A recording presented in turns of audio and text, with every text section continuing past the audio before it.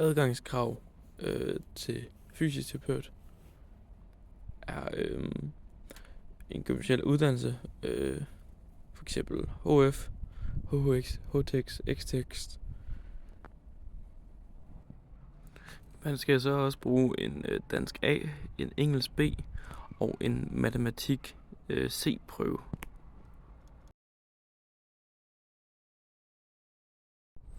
Undervisningen kan foregå lidt forskelligt. Mest af alt er det i grupper, men det kan også være, at du har nogle opgaver, hvor du er alene.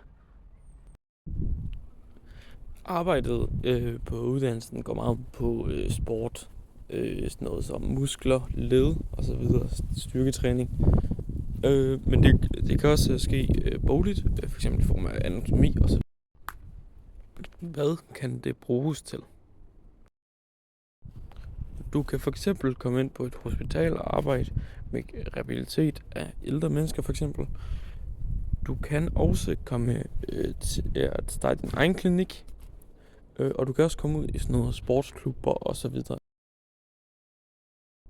Efter de timer du har haft, er der mulighed for at mødes op med de andre i form af træning, styrketræning. Der er også mulighed for lege sport og spille håndbold, spille fodbold. Og generelt er der et godt studieliv på uddannelsen.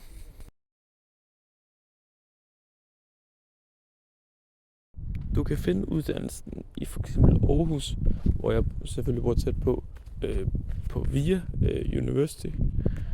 Der har de et meget stort center derude for det.